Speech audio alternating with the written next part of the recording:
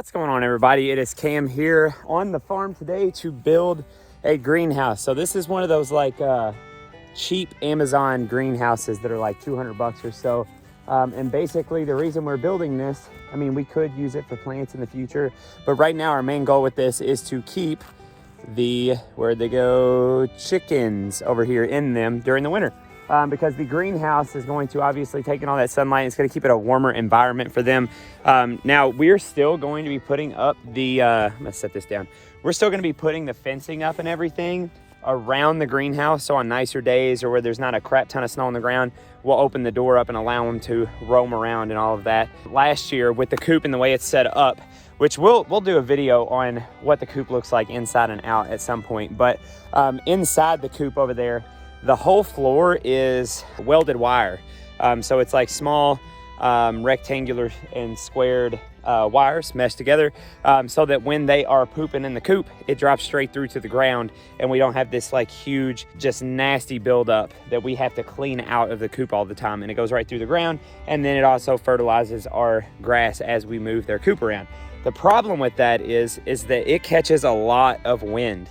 So when it starts getting really cold outside, even though chickens are pretty hardy and they can handle being outdoors in the cold, it doesn't do so well when they have this wind chill blowing through all the time. So a couple of our chickens ended up getting frostbite on their comb last year, which we hated. So we wanted to make sure that they had a warmer place to stay in throughout the winter, but still able to get out in the grass area and stuff like that on days that are a little nicer.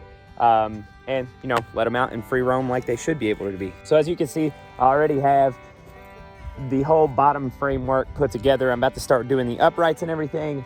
And then once we get this all framed up, I'm actually going to be doing some modifications to this to strengthen it up. But the first thing I'm going to do once I get this all framed up, I'm not going to be putting the plastic on until I sturdy everything up first and then put the plastic on. It's the last thing I want, especially because, you know, you can see we're in a big open field all over the place. It gets a lot of wind and we don't want that wind, you know, tearing this thing up before we even get it set up. So as soon as I get this framework put together, first thing I'm going to do is start putting boards around the base of it and everything to not only add weight, but add structural integrity to the framework of it as well. And then after that, the next step is we're going to start filling this in with wood chips so that there's like a nice dense bedding in there that we'll add to or flip throughout the winter since they're going to be living in there so long.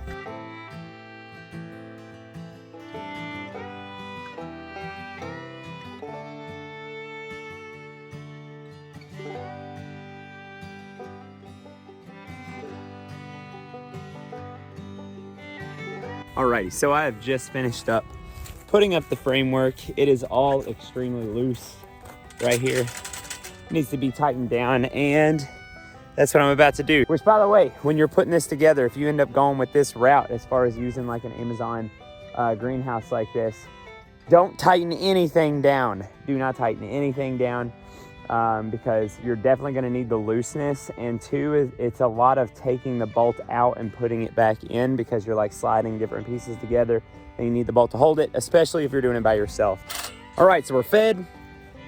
We got the 1-year-old terrorist down for a nap. Now Evan's out here giving me a hand. So basically, she's going around and tightening down all these bolts and Allens and stuff to get this whole structure set up. I'm gonna go ahead and move their coop closer to here.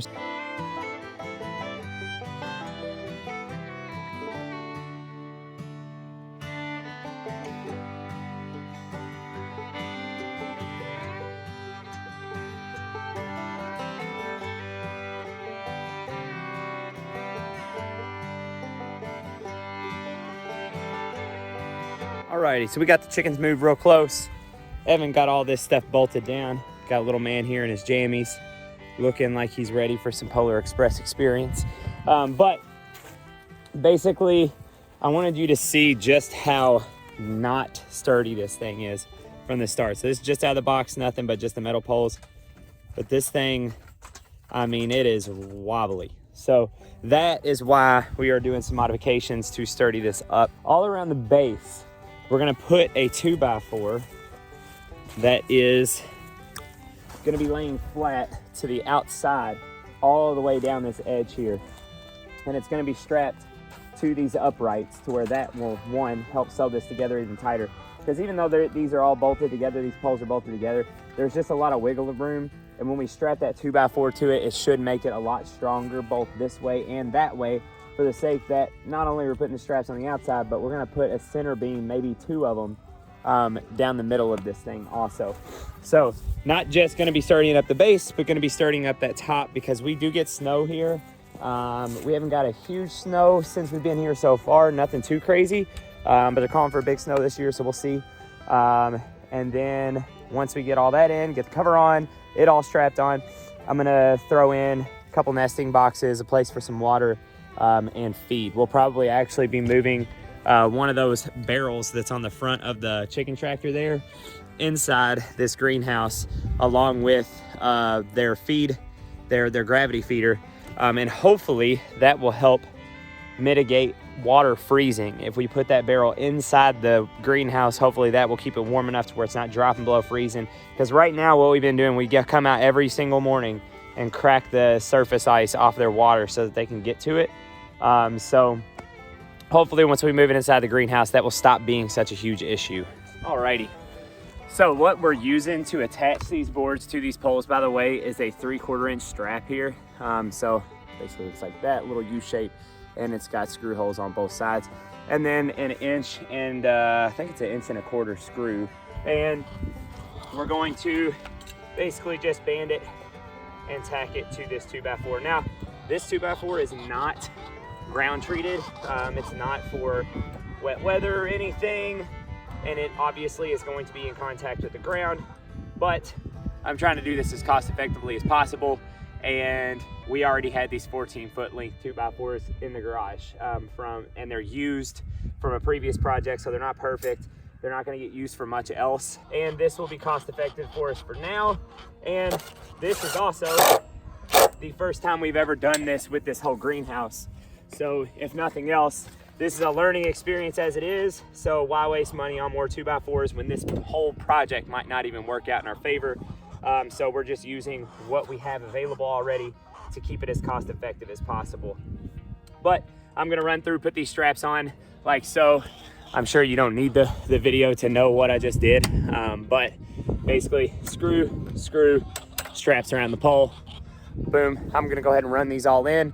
Obviously you can see the length didn't go all the way down because this is a 16-footer. I just cut some shorter boards right here to attach to those two down there, and then I'll probably just sew these two together, or the outer strapping or something will strap them together one way or the other. And again, this is also not on perfectly level ground, but this is just trying to house the chickens for the winter. We're gonna fill this thing up with wood chips in the bottom. I'm not stressing it. We'll see how it goes, and hopefully it'll last us a couple seasons.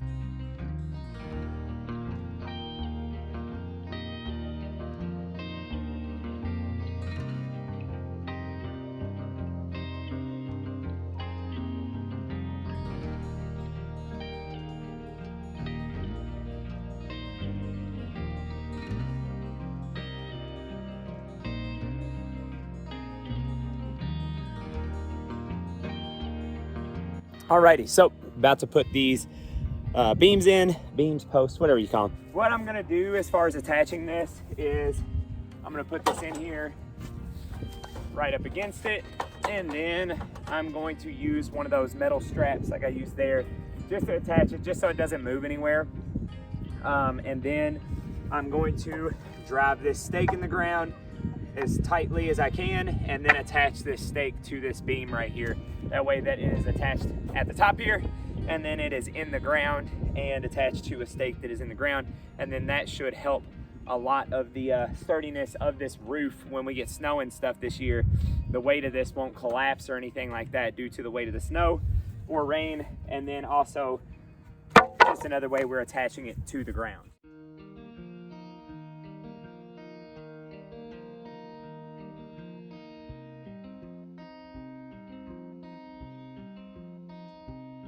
I got the stake in the ground, and just so you can see what I use, it's just like basically like, you know, what you'd see on a construction site when they're just supporting posts or something.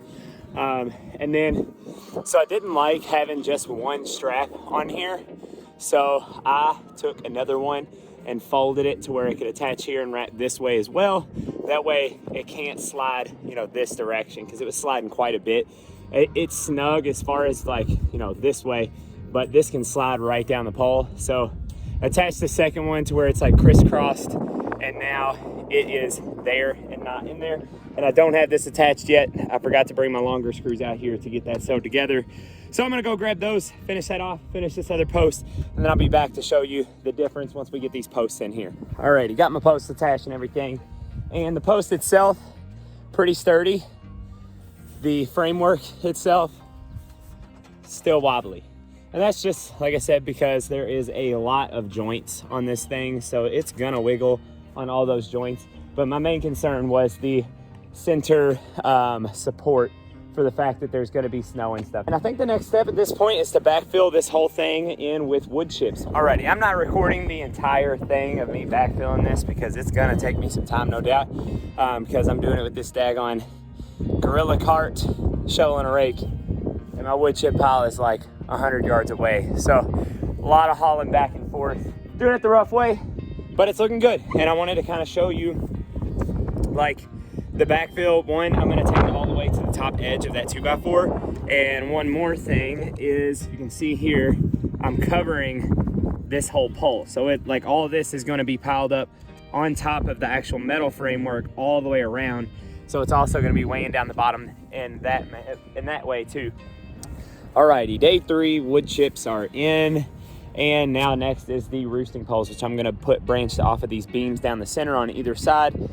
So basically gonna have a board going this way horizontally across here on both beams, and then run the roosting poles long ways.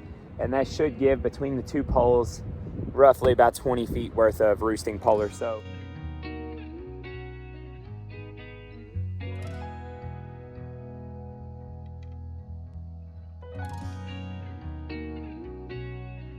All right, roosting poles are on, and I am gonna end up putting, probably, because this is definitely gonna be a little too wobbly once they're all on there. And I don't know if you can see, that one's even thinner. So there's gonna be a leg or two on this to make sure that this is supported better.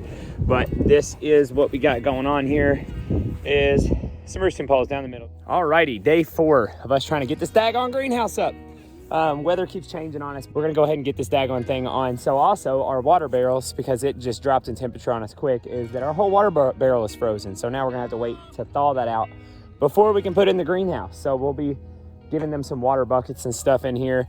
We're about to get some really, really low temperatures in the single digits for like a solid week. So we're trying to get this cover on and get these chickens moved in here as quickly as possible.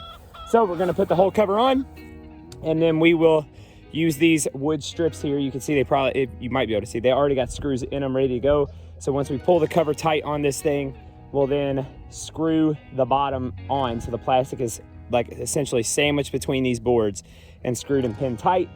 Then we will do the other side. We'll pull it as tight as we can and then screw the other side in.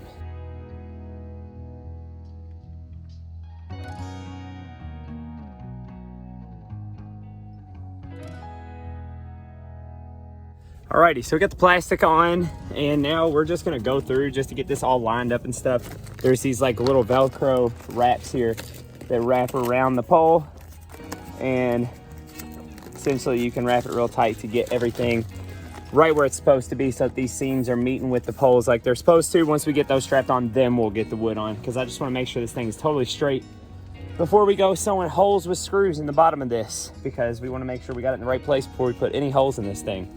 All right, time to put some holes in this new, completely undamaged greenhouse cover.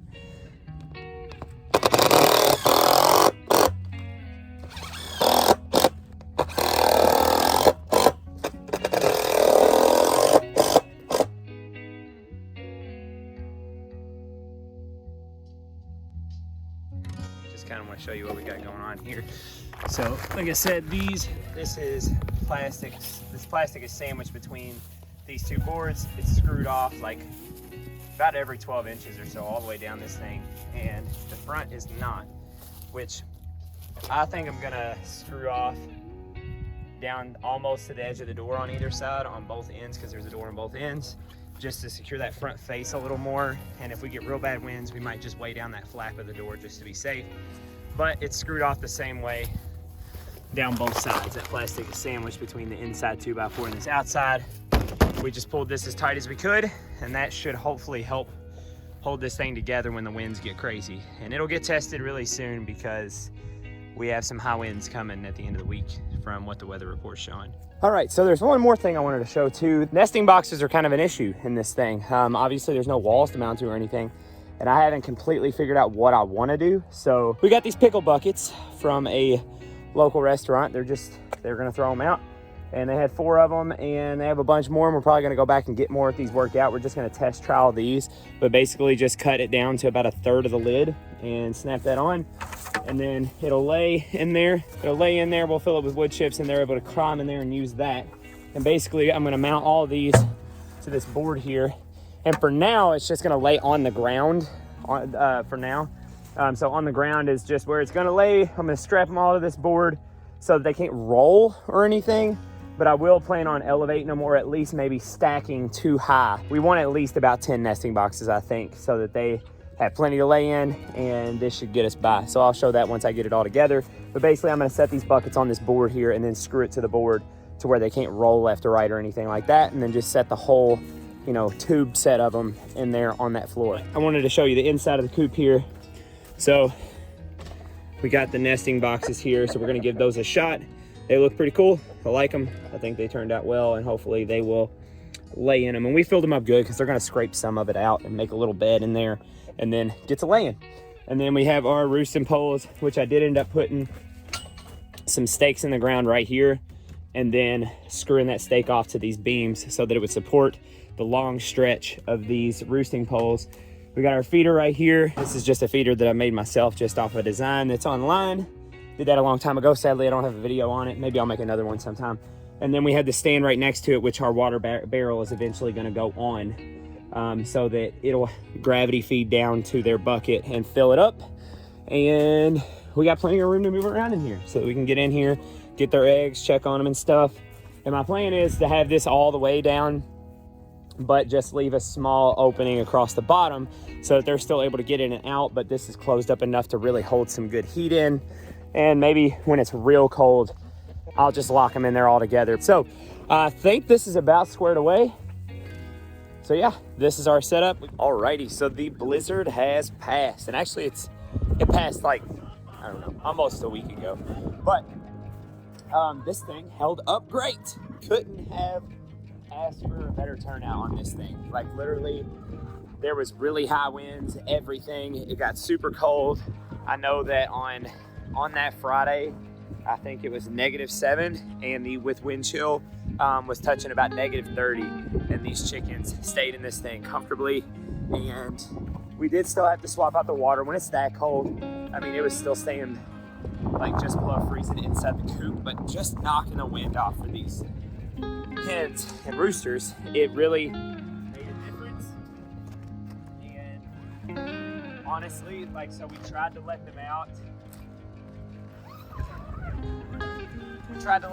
Like, I don't know, 2 days ago when it was still real cold outside. They had no interest. They literally were like, nah, I'll stay in here. Because it's a lot warmer. So they were fine with not getting out here. And we don't have not a single one that has any frostbite issues or anything like that. So couldn't ask for a better turnout. All right, just wanted to open this up so you can see they're all chilling in here, doing all right. And they stayed in here all through the whole weekend. So about 4 or 5 days of just like straight up bitter cold snow and all kinds of stuff.